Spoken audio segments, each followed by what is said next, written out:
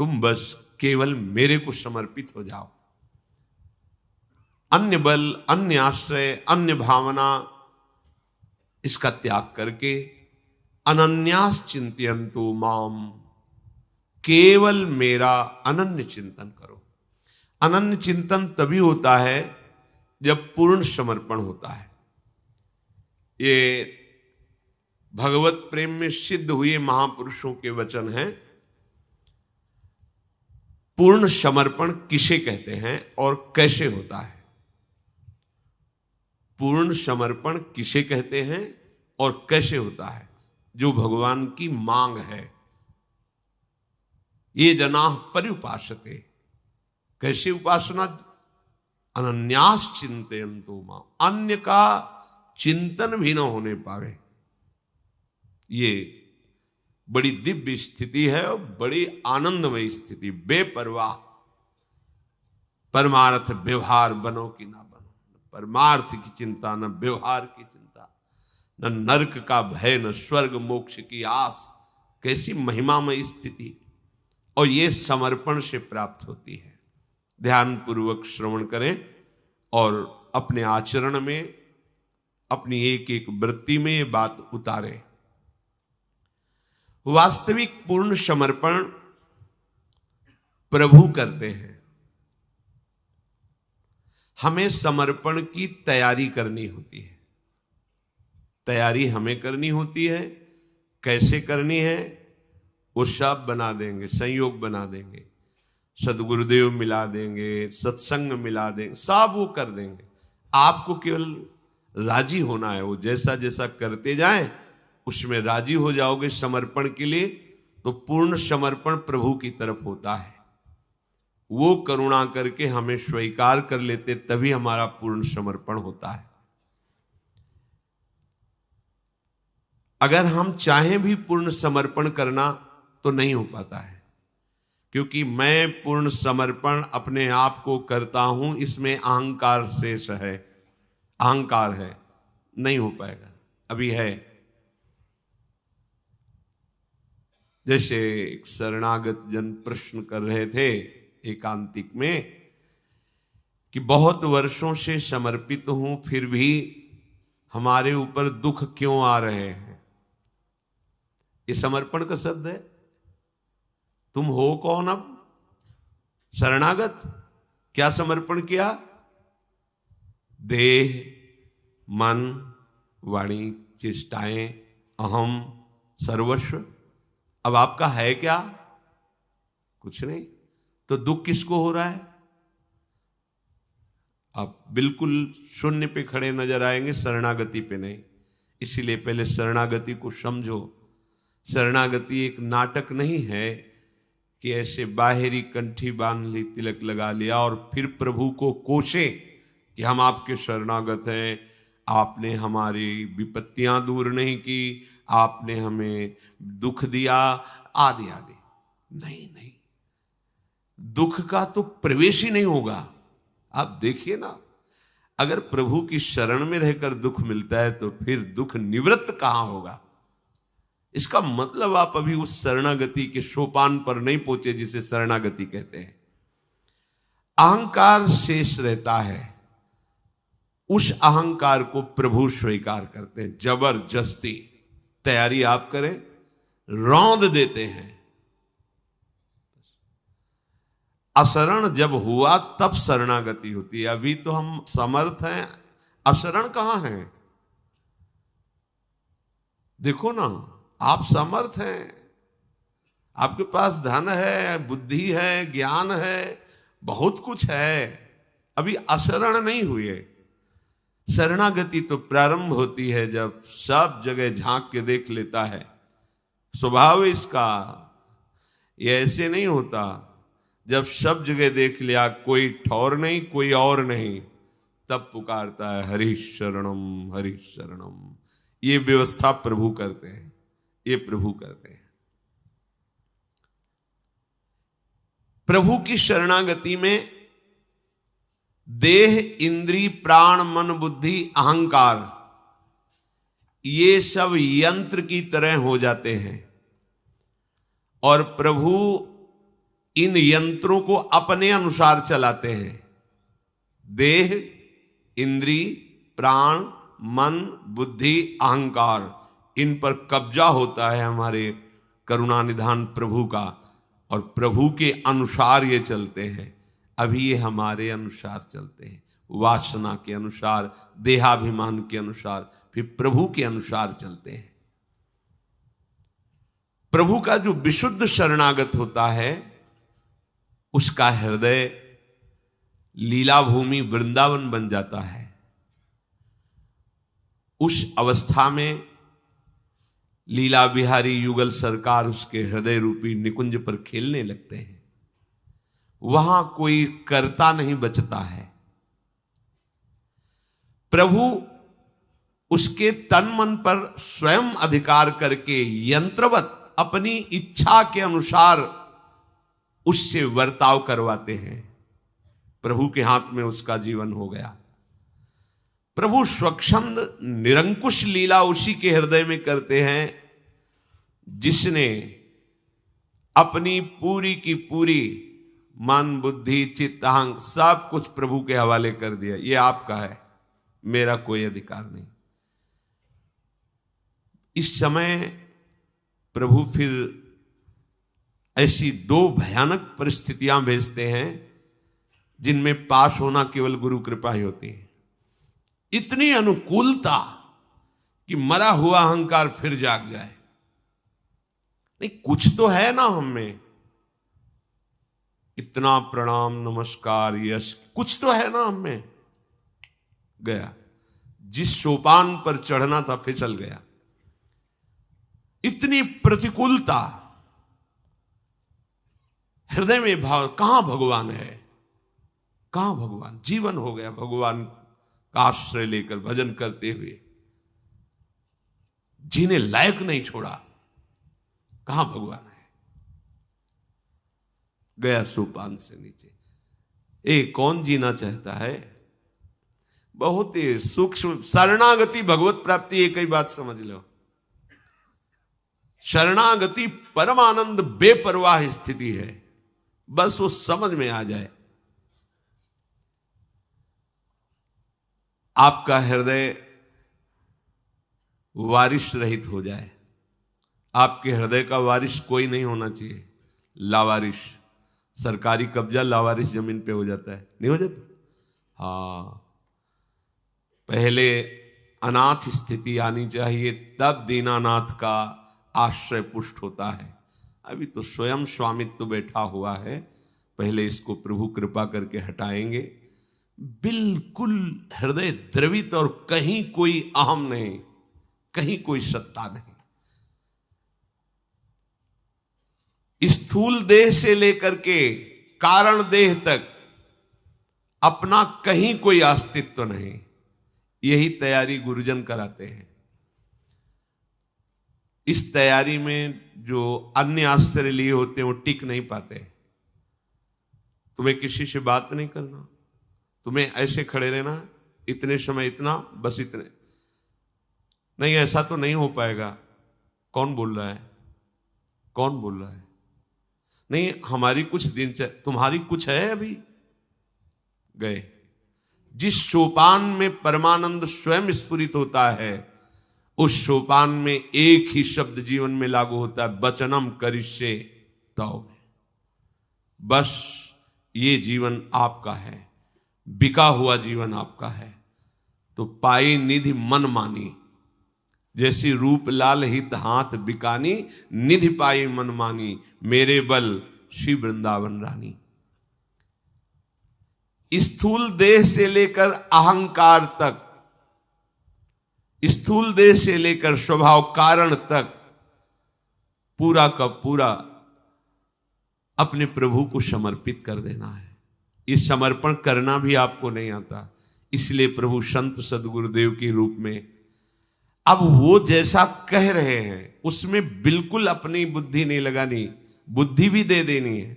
जब बुद्धि निर्णय करने लगे तो उसको भी वहां की जो वहां वचन है बस उतना ही। तेरी सलाह की अब जरूरत नहीं, तेरी सलाह से जब से सृष्टि हुई अब तक फंसा ही रहा, तेरी सलाह पर अब मुझे विश्वास नहीं, विश्वास है आज्ञा पर। जो ही वो इतना कर पाता है तो प्रभु स्वयं उसके हृदय में आ जाते हैं, उसको बुलाना नहीं पड़ता, ना ये कहना पड़ता है कि हे नाथ मैं आपकी शरण में हूं, आप मुझे स्वीकार कीजिए। क्योंकि जब कहने वाला नहीं रहा तो अब प्रभु को आवश्यकता नहीं आपकी प्रार्थना करने की। जैसे विशाल चुंबक लोहे को स्वयं खींच लेता है, ऐसे ही जो हृदय प्रभु के लिए समर्पण की वृत्ति की तैयारी करता है तो प्रभु स्वयं उस हृदय को खींच लेते हैं। हृदय हारी, हृदय बिहारी हमारे हृदय में ही आ जाते। जागृत शयन रहे तो उरू पर मणि कंचन ज्यों पाची। जैसे मणियों की कंचन की माला हृदय में, वैसे युगल सरकार इंद्रनील मणि श्याम मनोहर सात कुंभ तनु गोरी। आठों पहर, उनको बुलाना नहीं पड़ता। यहां ये पद्धति नहीं कभी आए और एक बार दर्शन दे दिए, ऐसे नहीं। ये प्रेमियों का गढ़ है। यहां पी मूर्ति नैनन बसे तेहि रस रहाय समाय। यहां तन मन से बिछुरे नहीं, चाह बढ़े दिन रैन, पर कबहु संजोग न मानहि, देखें भरी भरी नैन।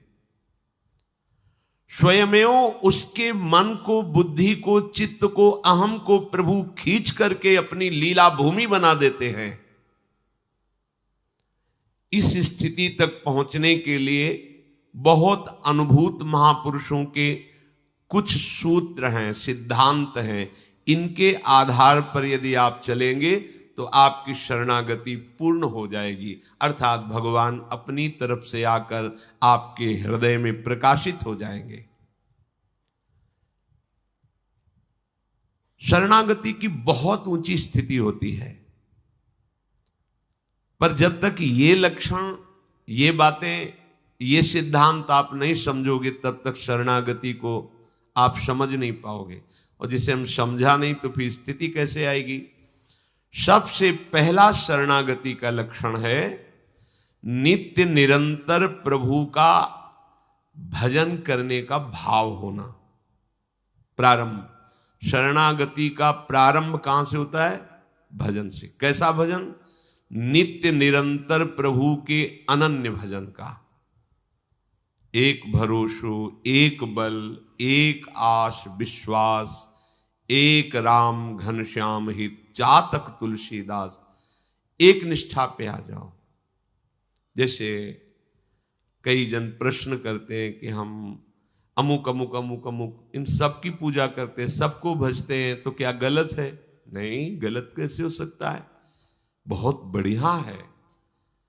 पर प्रेम मार्ग के पथिकों में आपकी गणना नहीं होगी। आप अध्यात्म की ऊंचाई पर चलने वाले महापुरुषों के मार्ग पर नहीं है। यहां तो तब आपकी एक भरोसो, एक बल, एक आस, एक विश्वास। कैसे? जैसे गोस्वामी जी के आराध्य देव रामजू हैं, तो कह रहे कि चातक की तरह एकमात्र, जैसे चातक मेघ का आशिक होता है, ऐसे एक राम घनश्याम हित, चातक तुलसीदास। जैसे हित महाप्रभु कहते हैं, रसना कटो जो अन रटो, निरखी अन फुटो नैन, श्रवण फुटो जो अन सुनो, श्री राधा जस बैन। ये अनन्य भजन की तरफ। अब यहां से शरणागति प्रारंभ होती है। वो साधारण भक्ति है। क्रम से अगर चलोगे तो वहीं से आगे बढ़ना होगा, पर उतना ही विश्राम स्थल नहीं कि हम थोड़ी पूजा बहुत से भगवत स्वरूपों को विराजमान करके कर ली। वो तो कामना पूर्ति की विशेष भावनाएं होती है ना, कि गणेश जी सुन लेंगे तो सुन लेंगे, लक्ष्मी जी सुन लेंगे, फिर देवी जी, और भी भगवान है। इन 10-5 भगवान में कोई ना कोई एक तो सुन ही लेगा ना हमारी बात। हाँ, तो अब यहां अपनी बात नहीं सुनानी है, अपनी बात ही खत्म कर देनी। अब आपकी बात चलेगी, हमारी कोई बात नहीं है। जब आप अपनी बात खत्म कर देंगे तो आपके जीवन में वो बात आएगी जो बात की बात है। कहा कहो एक जीव सखीरी, बात की बात। शरणागति का प्रधान साधन है नित्य निरंतर अपने प्रभु का भजन करना। प्रभु का भजन करना नहीं कहा, अपने प्रभु का। अपने कौन से प्रभु? जो हमारे गुरुदेव भगवान ने नाम दिया, मंत्र दिया, रूप दिया, उपासना दी। ये किसी फल के लिए नहीं। ये जिस शरणागति का भी वर्णन किया जा रहा है, ये इसके आगे कुछ नहीं है। ये शरणागति आ गई तो तुम जो भी भावना करके चले थे वो सब प्राप्त हो जाएगा। सब जो भी लोक परलोक, प्रेम, ज्ञान, बोध, जो भी, किसी फल के लिए नहीं। वो केवल अपने आराध्य देव को प्रसन्न करने के लिए भजन करता है। जैसे हम नाम जप करते हैं तो लाडली लाल मुस्कुराए इसलिए करते हैं। राधा बोला तो लाल जो मुस्कुराए, श्याम बोला तो लाडली जो मुस्कुराए। यही हमें देखना है। हम जो राधा वल्लभ बोलते हैं वो हमारे प्रिया प्रिय वल्लभ, बहुत प्यारा नाम श्री लाडली जी को लगता है। वल्लभ श्री लालजू का नाम है। और राधा नाम तो लालजू का जीवन ही है। विवश होकर, प्रेम विवश होकर अश्रु प्रवाह करते राधा राधा। तो हम राधा वल्लभ बोलते हैं तो हमारे युगल सरकार को सुख पहुंचता है। हम नाम भी जब करते हैं तो युगल सुख के लिए करते हैं। जो अपने कल्याण के लिए, पापनाश के लिए, अन्य कामनाओं की पूर्ति के लिए भजन करते हैं, बहुत अच्छा है। पर वो यहां श्रेणी में नहीं है जहां की बात कर रहे हैं। यहां मोक्ष को भी ऐसे हल्का करके देखा गया है। ये महाप्रेम सुख की प्राप्ति की शरणागति की बात कर रहे हैं। इस भाव में प्रायः ज्यादा लोग भजन नहीं करते। जिस शरणागति की चर्चा होने जा रही, इस पर प्रायः लोग नहीं चलते, क्योंकि उनको शरीर सत्य लगता है। शरीर के रिश्ते नाते, भोग सामग्री सब सत्य लगती। तो जो सत्य है उसी पर महत्व है, और जहां महत्व है वही चाह है। तो भगवान का भजन बन गया साधन और साध्य बन गया संसार। वो रंग नहीं आया। वो इसीलिए ऐसा करने को बाध्य हैं। उनको करना ही पड़ेगा क्योंकि उन्होंने संसार को सत्य माना है। जैसे कल इस सत्संग में चर्चा कर रहे थे, कल या परसों, कि सब जीने की तैयारी कर रहे हैं, मरने की तैयारी कौन कर रहा है? जो बहुत बड़ा कार्य है कि आगे अब हमें मरना ना पड़े। एक बार मरना ही पड़ेगा तो हम ऐसी तैयारी कर लें कि फिर अब दोबारा मरना ना पड़े। वो है प्रियालाल के चरणों के समीप पहुंच जाना, जीते जी चिंतन में। जैसे जीवन धारण के लिए श्वास लेना अनिवार्य है, ऐसे ही मनुष्य शरीर प्राप्त होने पर भगवत प्राप्ति अनिवार्य है। अनिवार्य है, कोई दूसरा उपाय नहीं दुखों से निवृत्त होने का। तो शरणागति के प्रथम सोपान पर खड़े होने वाले उपासक के लिए सबसे पहला सूत्र है अपने प्रभु का अनन्य भजन। एक एक शब्द में भाव है अपने प्रभु। और जो अपना होता है उसकी याद सहजता में आती है। आपने प्रभु को अपना ना मानकर देह को अपना माना, अन्य को अपना माना, तो सहज में चिंतन हो रहा है अपने प्रभु का निरंतर भजन। अपनी प्यारी जू, अपने प्यारे जू। सोते जागते, उठते बैठते, खाते पीते, प्रत्येक क्रिया करते, श्वास लेते श्वास छोड़ते, आपका नाम जब चलना चाहिए, भजन चलना चाहिए। भजन का विराम तब होता है जब अन्य जगह सुख बुद्धि होती, महत्व बुद्धि होती, अपनापन होता है। ध्यान देना, आपका भजन तभी खंडित होता है जब भजन से बढ़कर किसी से अपनापन है, किसी में सुख बुद्धि है, किसी में महत्व बुद्धि है। देख लीजिए, हम कुछ देख रहे हैं, भजन छूट गया, इसका मतलब वो भजन से बढ़कर हुआ। हम कुछ खा रहे हैं, उसके स्वाद में भजन छूट गया, इसका मतलब भजन से बढ़कर स्वादिष्ट वो मुझे लगा। हम किसी से मिल रहे हैं, भजन छूट गया, इसका मतलब भजन से बढ़कर के वो हमारा प्यारा हुआ। ये सावधानी। यदि किसी कारण से थोड़ी असावधानी से थोड़ी देर के लिए, क्षण भर के लिए भजन रुका, तो उसको इतना कष्ट होता है जैसे किसी का दम घोटा जाए तो कैसा लगेगा। सांस और मुंह बंद कर दिया जब कैसा लगेगा।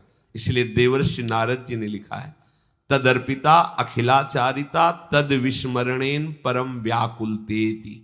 जैसे मछली को जल से अलग करो तड़पने लगती है, ऐसे हृदय जलने लगे।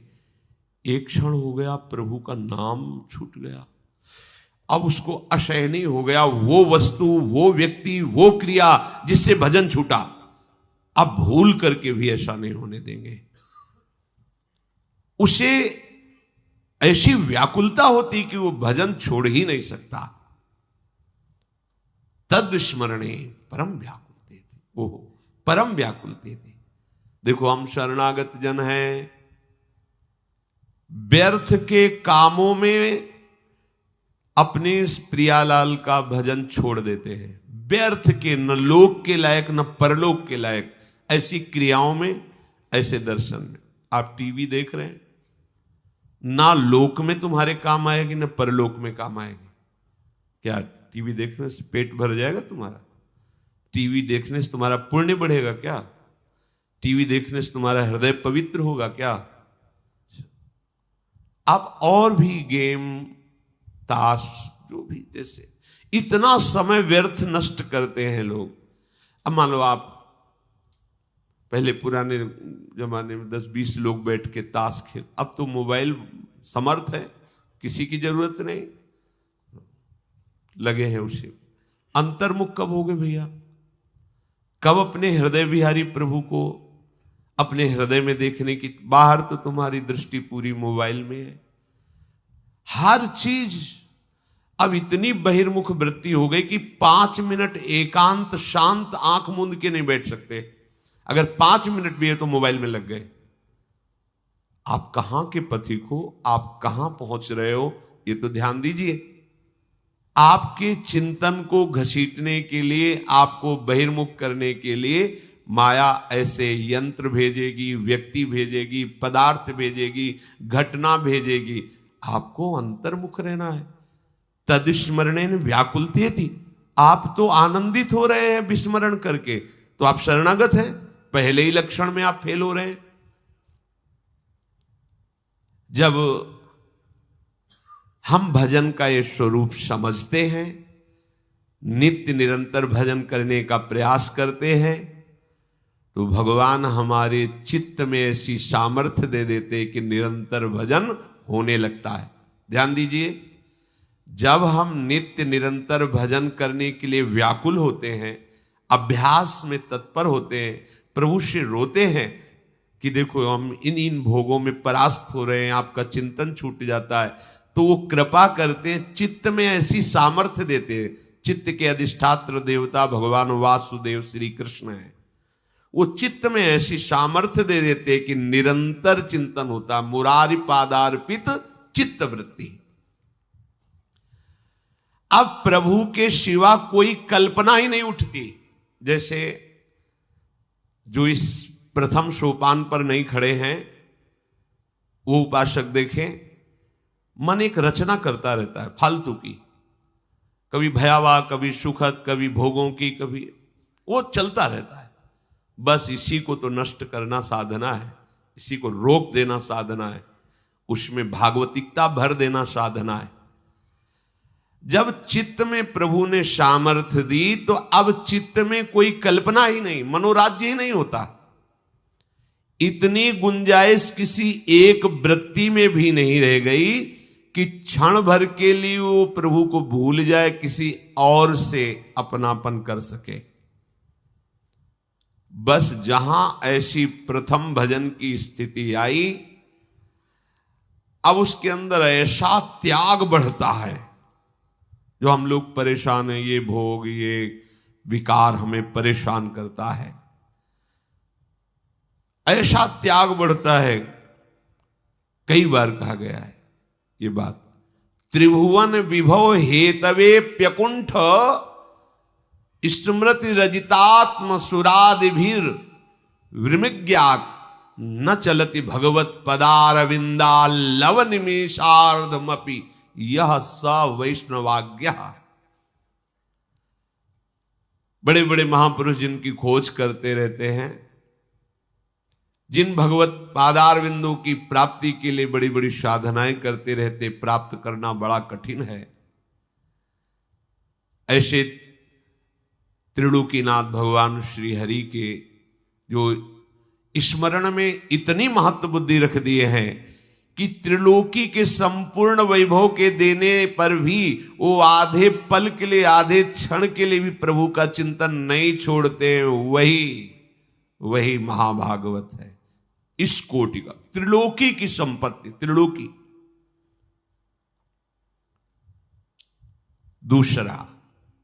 दूसरा सोपान शरणागत भक्त का। पहला भजन, ऐसा नियम निष्ठ भजन, चलते फिरते, उठते बैठते, सोते जागते, खाते पीते, हर सब। ये पहली शरणागति की सोपान स्थिति।